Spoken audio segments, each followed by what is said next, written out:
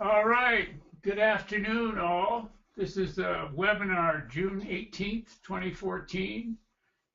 Name of the webinar is Delegation, Your Key to Growth and Success. What a heck of a thought, huh? Delegation goes far beyond handing a task over to somebody and then walking away or dumping it. It requires your entire team to understand the role they play in the big picture or the plan you may have written. And how you as a leader manage your team is critical to each and every step along the way. So I wanted to read that, as it was written, because it's really succinct in what it has to say. Think about this now. You're only as big as the size of your team. You're only as big as you can get things done even when you're not there. You're only as big as your team members can get things done without you being there. So it's really cool. Delegation is a wonderful, wonderful tool to use, and boy, it's a tough one to implement in your company. So as we work our way through today's webinar, I want you to keep these questions in mind and really listen to these for a minute now, all right? Number one, do I delegate to my team or do I dump on my team? And we'll discuss dumping versus delegation. What do I want who to do? And do I need to ask for help? I'll speak that again. What do I want and who do I need to ask for help? What do I want and who do I need to ask for help? Think about that one. How many of you know what you need? How many of you have actually made a list of what you need? How many of you have made a list of what you do every day and then worked off of that list to see what you can delegate? Just a thought. So next one I want you to think about is, what do I do that I can give away or delegate? What are the costs of my not delegating? Usually it's your time. Usually it's your time away from your family. Usually it's the growth of your business. What am I committed to? Work, or having a life? What do I need to give up the control of? See, most of the folks out here that I've coached that aren't delegating are control monsters. They absolutely have to do every single thing there is. And you can only do that for so long, and then you become the limit of the size of your company. So think about that. What do I need to give up control of? What do I need to teach? And like, who do I need to teach it to? Who do I need to grow? What persons in your team do you need to grow? Instead, if you're a control monster, most people on your team won't make a move without your permission. You need to let people make their moves, and that's how they learn. Here's a good one. How am I replacing myself? Who am I delegating to so that I can take 2 weeks off and not worry about it when I'm gone? How can my company run without me? That's a good one. Of course, that scares most people half to death because they have to have a company need them, All right, the definition of delegate is to commit or entrust to another. I'll say that again. The definition of delegate is to commit, capital letters, or to entrust to another. But there is much more to delegation than just commitment, all right? So in order to grow your team members and your business, you as a leader have to grow too. You have to be able to take on delegation and all that it entails. It is no lightweight job, by the way, folks. The reason why delegation is so difficult to do is because it's difficult to do. It takes a lot of growth on the delegator side. It takes a lot of patience. Usually when you delegate something to someone, you have to let them make the mistakes of doing the job for a while so they can learn. And you have to step out of living in the stance of, okay, I'm just going to do this one more time myself, and then I'm going to delegate. Just one more time. I'll only do it one more time. Don't worry. I'll do it. Next time I'll delegate it for sure. Then next time you don't delegate it. You do it yourself again. So you become your own worst enemy.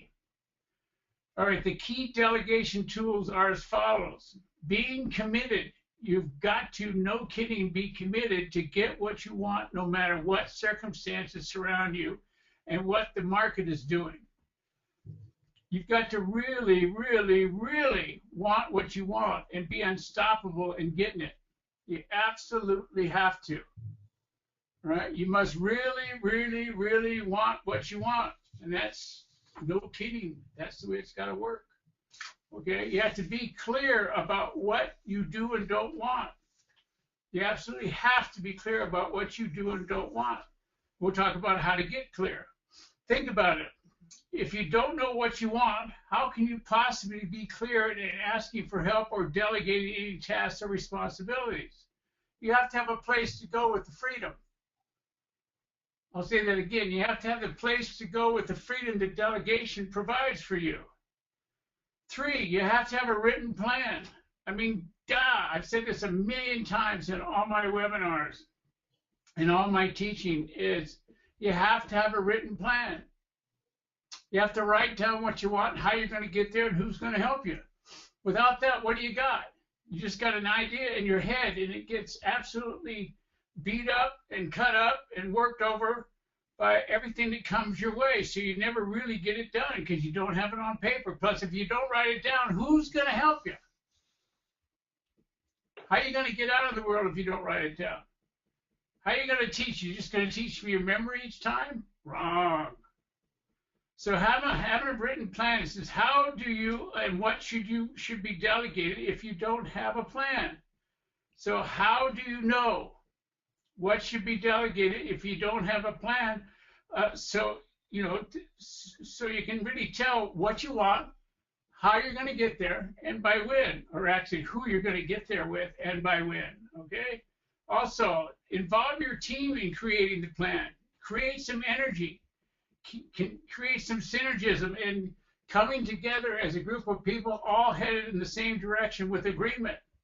There's no better way of getting your team involved in a plan than to have them be a part of its creation. I mean, that could be another duh. That's been around for a long time with me. All right. Number 4, communicate your plan.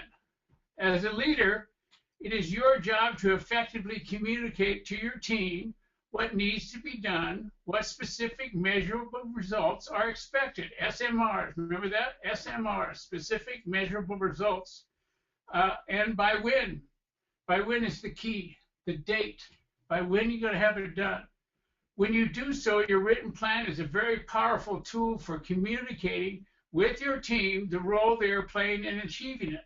What a hot idea, huh?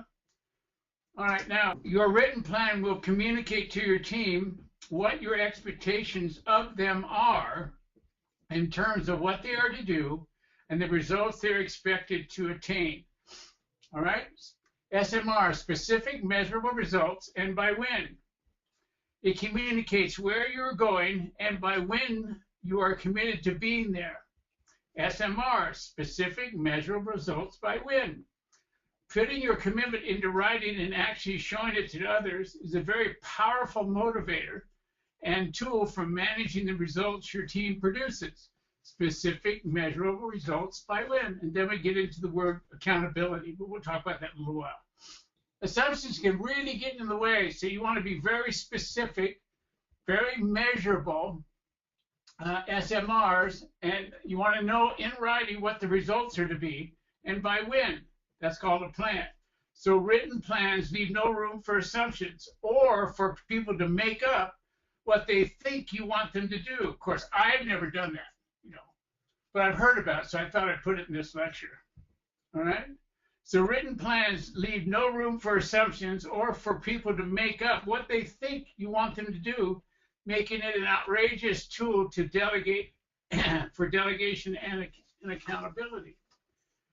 So this one's probably the most important one. Written plans leave no room, okay, for assumptions or for people to make up what they think you want them to do, making the plan an outrageous tool for delegation and accountability.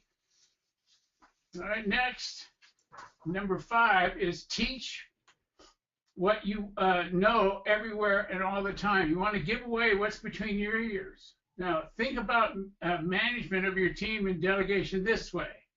Write this down, y'all. Capital L, capital G, capital T. All right? Learn grow, teach. LGT. Learn, grow, teach. You learn something new, you grow with it, and you teach it, you give it away. Your effectiveness as a leader hinges on your consistent growth, and the growth and your growth and the growth of your team hinges on the teaching, on you teaching what you know. So you learn something, you give it away to your team grows, they learn something, they give it away to their team. All right, when we teach what we know, we make room for more learning and more growing, and we make room for the team's growth too. So when we teach what we know, guess what? Makes room. When you write down what you know, it makes room for you to learn what you don't know. And that's the key here. You want to keep making room, making room, making room. And what shows up is what you're supposed to learn next. The art of delegation, really gives you a way to give away what you know, teach it to others, have them do the job that you used to do, and makes room for you to learn what you don't know, and then the progression just keeps going on and on and on, and it never ends. Hell, I'm 70 years old and I'm still learning stuff. I just got through going to how to cut tree down school, how to use a chainsaw school for 2 days for the fire service. And I learned a lot of stuff I didn't have any idea about what you got to think about when you're cutting down a tree, and when you shouldn't cut down a tree, and how to use a chainsaw, and what not to do with the chainsaw. So it was just like 2 days of brand new information. I had to have a place to give that, to land, someplace where I could just store it. So I took really great notes. I had a book I could use, and I'm using. I mean, it was absolutely terrific. So I can't wait to get out there with my chainsaw, and I got some land clearing I want to do on my property, and I want to make sure that the land I do clear, very little of it, but the land I do clear, I want to walk away from safely, okay? Otherwise, my wife would be mad at me. So now, how do we know what delegation is? And what are the key components that make up effective delegation? What are the ABCs of delegation? Now, I'm going to give you the basics. And I'm assuming, Beth, that you're going to send this out, the art of delegation. It's a worksheet that we've been using for years on this topic, and we'll send this out to all of you that signed up for the show here today. All right, number one, you retain the responsibility for that which you delegate. A lot of people think delegation is you just tell somebody to do something, you don't have to worry about it anymore, and you're not going to be responsible for it anymore. And the truth is, that's not true. You do not give up the responsibility for that which you delegate.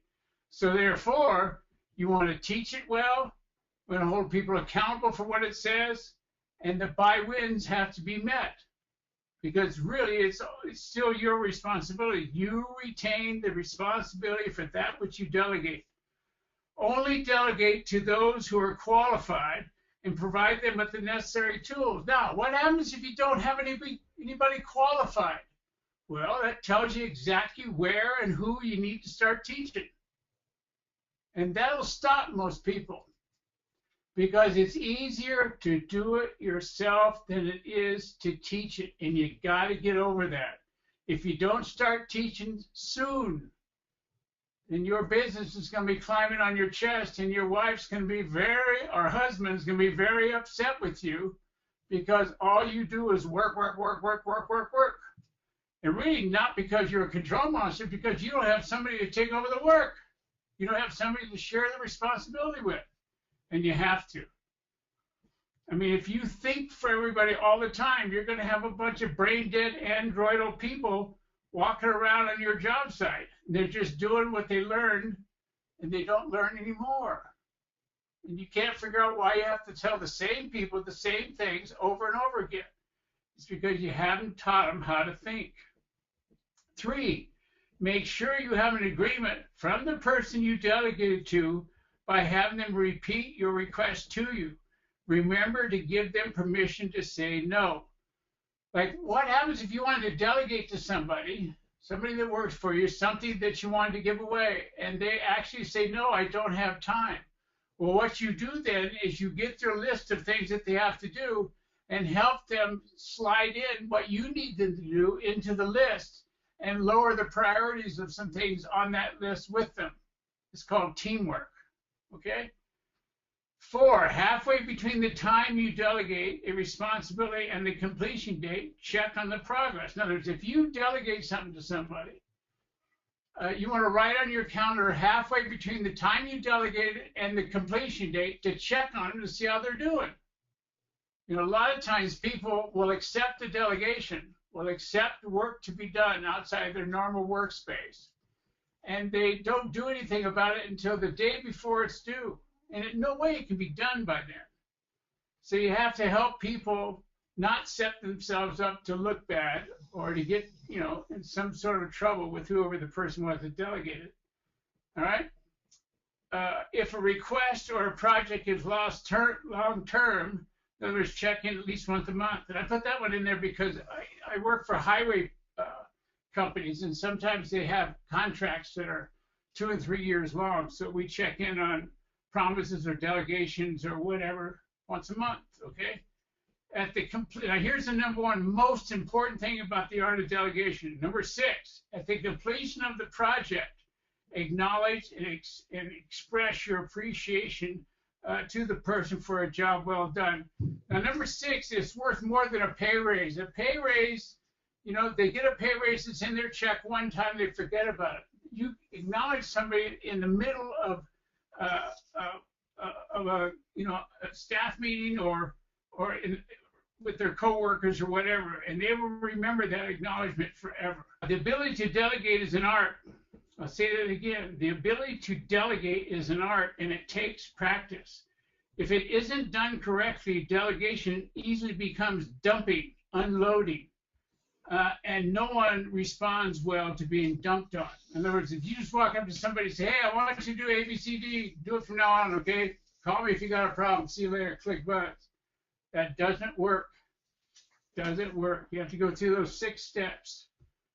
Okay, it's also important to remember that delegation doesn't mean much without accountability. And I don't have time today to talk about accountability, but our next, let me see, our next webinar is going to be the title Accountability and How to Use It. Accountability and How to Use It. And it's the back end of this delegation webinar.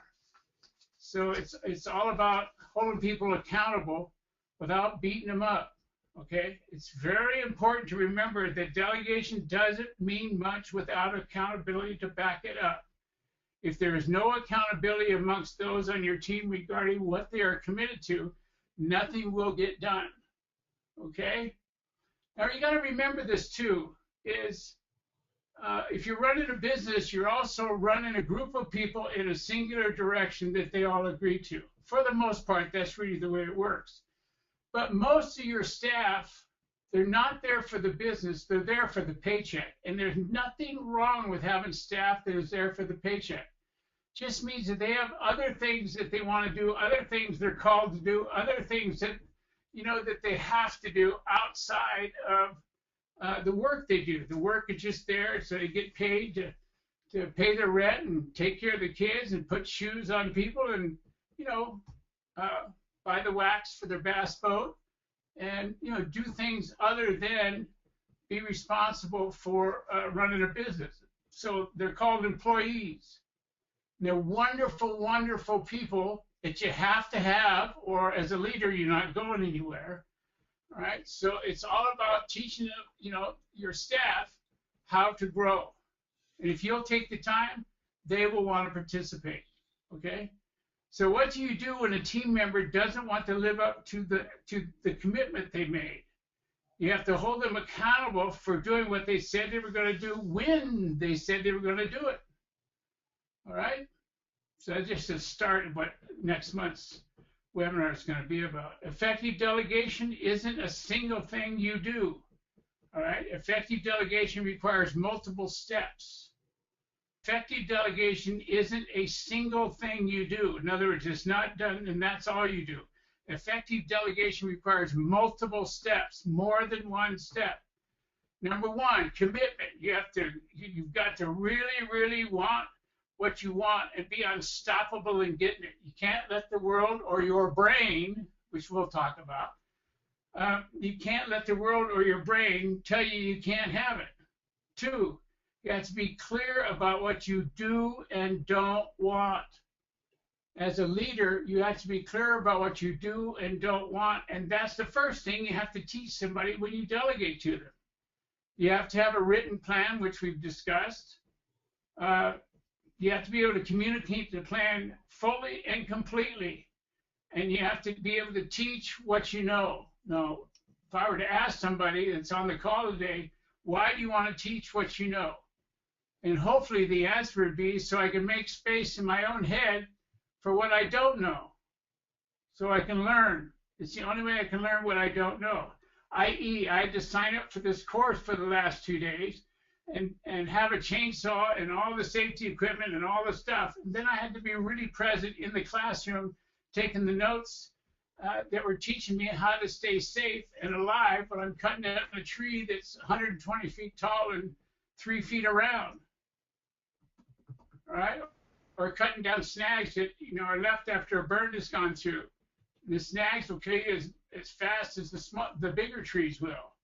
So if you eliminate any one of these steps, commitment, being clear, having a written plan, full and complete communication, and teaching, if you eliminate any one of those steps, the power behind each and everything you do and every task you delegate is diminished, and therefore its effectiveness is diminished also. Now, I know I put out a lot of data today on this talk, but it's really quite simple. You have to be clear about what you want, okay? You have to be clear about what you have to give away so you can manage what's next and what you want. Got it? You have to be willing to speak clearly and teach everything you know, and then hold those that you've delegated to accountable for what they've agreed to do. You have to be an effective listener. You have to be able to stop talking and start listening. That's the new stuff we'll talk about. Okay, remember, your job as a team leader is to, one, have vision. Everybody knows what vision is. In other words, there's a place you want to be in a given time that's out in the future. That's called a vision. You have to learn what you don't want and where you are going. And that's key. You have to learn what you don't want. How do you learn what you don't want and do want? Write the plan. It will show you what you know. It'll show you what you don't know and where to go next. You have to be able to put your vision into language in a written plan. I'll say that again. You have to be able to put your vision into language and into a written plan. You have to be able to clearly communicate the plan for achieving it. Okay? You have to be able to be big enough to ask for help. Now, through both delegation and accountability, help happens. And last but not least, you have to be able to teach, and more teaching. And you have to be able to get over when somebody asks you the same question over and over again and then goes and does the job and doesn't do the question that you answered. You have to be patient. Okay? Some people have different learning rates. Some people learn on the job. Some people learn from a book. Everybody's different. So you got to be patient. You have to be consistent. You have to be forgiving on your feet. And you have to be willing to grow anybody and everybody you talk to. So when you do these things, an effective delegation becomes something that falls out of what you do. Think about that now. Falls out of what you do. Because every day you're giving away something to someone somewhere. And every day you're tracking it. And every day you're teaching. Right? It's better to have it just fall out of what you do rather than delegation being something you have to do. It won't work if you have to delegate. It's only going to work if you understand the value of delegation. So don't forget LGT, learn, grow, teach, LGT. Okay,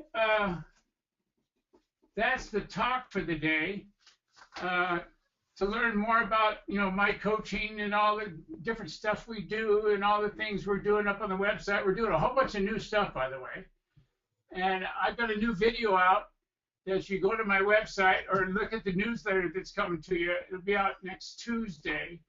And go take a look at the video I've got. It's a 1.5-minute video that addresses what I do. I've been asked for years, what do you do and how do you do it?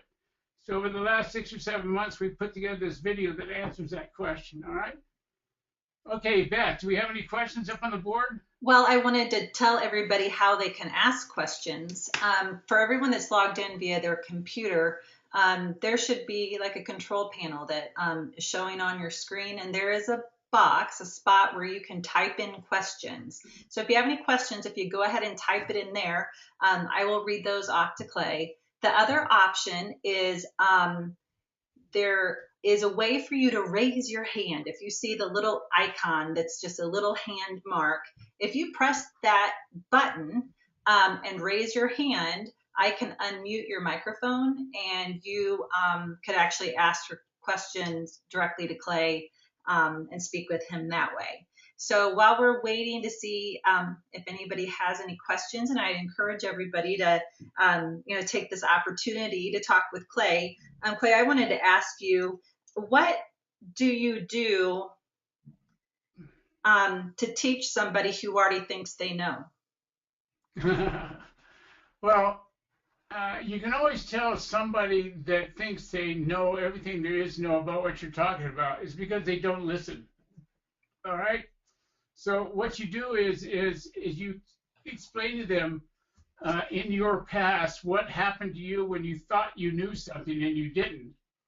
And you went and did what you thought you knew and it turned out to be the wrong thing. And you got in quite a bit of trouble over it. So that you don't want people that you're teaching to do the same thing. You ask them to give up knowing. To ask them to listen to you like it was brand new information. And see if there's anything that the speaker could contribute to the listener that would make, the topic easier or maybe use some tools that were better than what they think they know. A lot of people that think they know stuff, they have no language for it, so they don't teach what they think they know. Mm-hmm. Okay? Yep.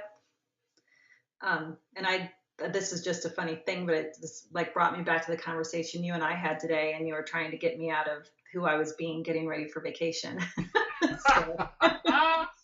Yes. Yes. Here is maybe not so much a question, but a statement that was typed in. And this person is actually a little gun shy about teaching and delegating because they've done training and teaching and thought they had the right person, and then that person walked out the door and went to work for somebody else, even a competitor. So, how would you address that or advise that person? Well, you never know what's going to happen when you open doors for people. Sometimes they get all excited and want to play. Other times they absolutely, totally panic and they listen to their heads. Now remember, the brain, your brain is designed to keep you safe. And the way it keeps you safe is it keeps you in what you've already done before, right? And if you start stepping out into what you haven't done before, your brain's going to tell you, oh my God, you're going to die. It's going to be ugly. You're going to make mistakes. People are going to talk about you. You won't be invited out for a beer after work. And life's going to be terrible. So you run away. You absolutely shut down that opportunity.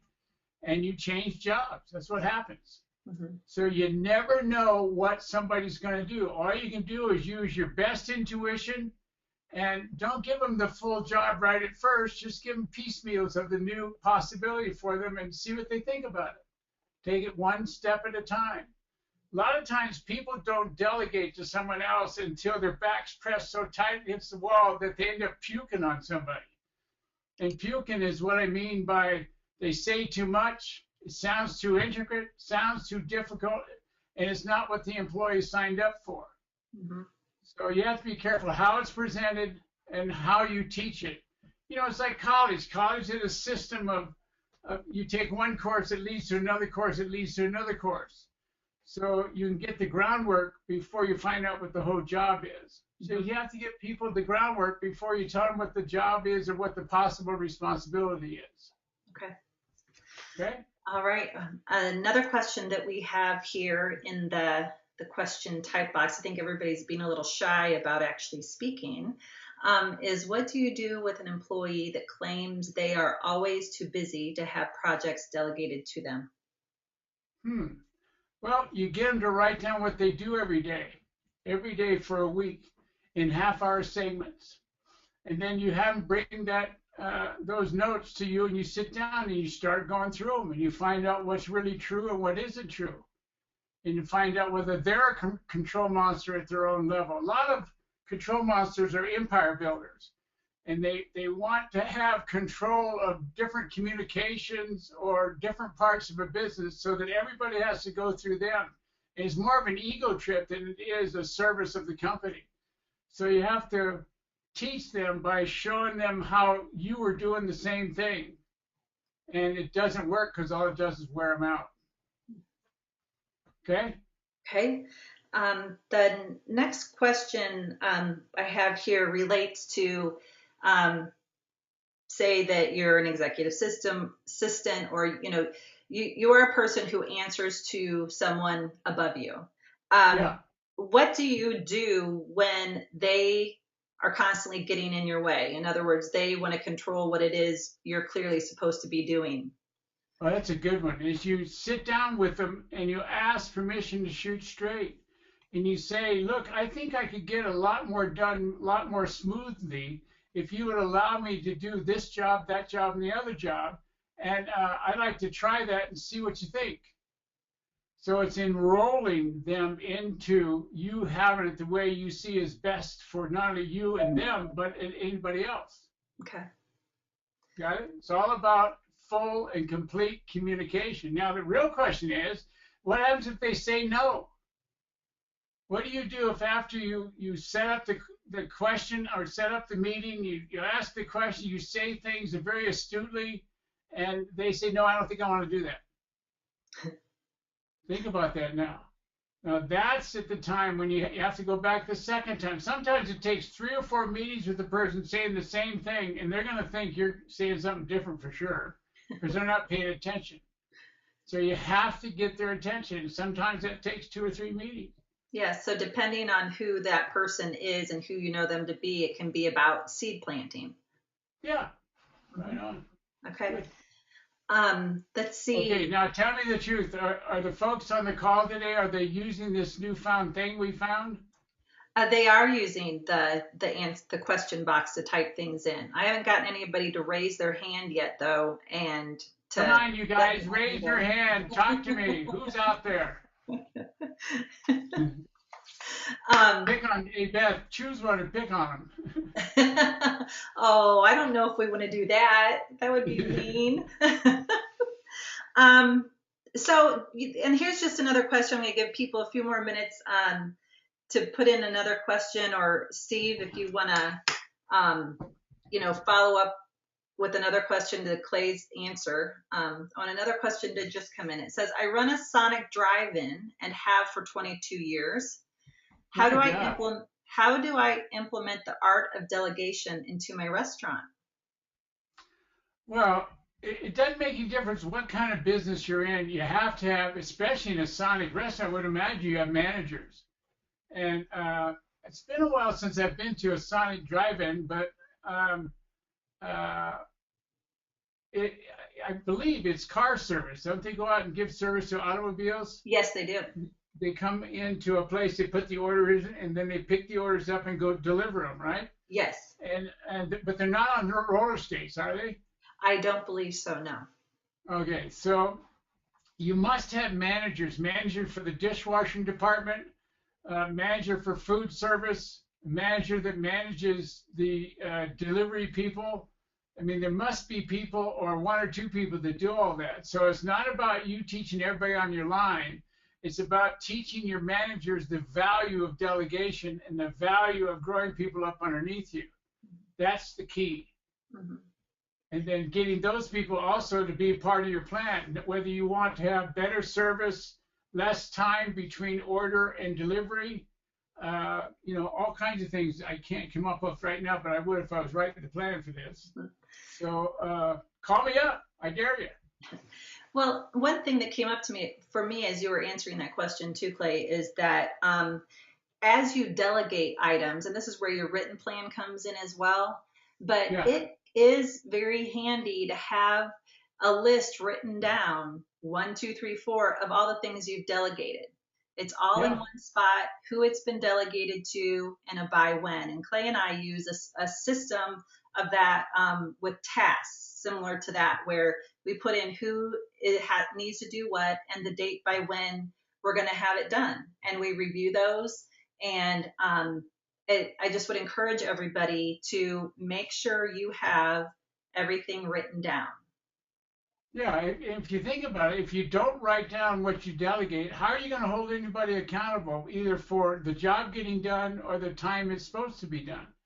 So you have to have a tracking system of to whom and to what you delegate with by when promises. Mm-hmm. It's not a good suggestion. It's an absolute. You have to have it because you're not going to remember it. There's no way. I mean, the minute you delegate something, your mind will move on to whatever's next for you. It'll start liking delegation to the point that if you forget to scribe it, in other words, write it down, and you're not scribing down what you're asking people to do and what kind of agreements you're getting back and by when you're supposed to have it done, there is no way, absolutely no way, you can remember it all. Mm-hmm. And they're hoping you don't. Oh, really? No, Okay, I'm laughing because I know it's true. That is it for the questions. One thing I would like to tell everybody is that, the 1 through 5 that Clay went through at the beginning of the talk, I mean, every single one of those points could be a 45-minute webinar in and of itself. We have all sorts of articles and resources on every single one of those topics on our website in the form of articles and so forth from our newsletter. So if you want to read more in depth on any one of those topics, I would recommend you go to our website, use the search function, type in the keyword commitment. You could type in teaching, any one of those topics, and you will find everything Clay has ever written on those topics. So there's just another resource for you. We will be. And Beth, don't forget, tell them it's free. Oh yeah, it's free. Thank you. Totally free. Come and get it. Yes. Use it. Yes, please. That's why we have it there. So, and if you don't find what you're looking for, email me and let me know, and I'll help you find it. So another thing is, if you've gone and gotten something and you're using it the way it speaks, and it's not working for you for some reason, call me up and tell me that, and I'll help you figure out another way to do it, or I'll change my article. How about that? There you go. We love input. We like hearing from you all. Thank you all for taking the time to listen, and if I can help you in any way, dial the phone number that's on the page, 406-587-7482. Thanks, everybody.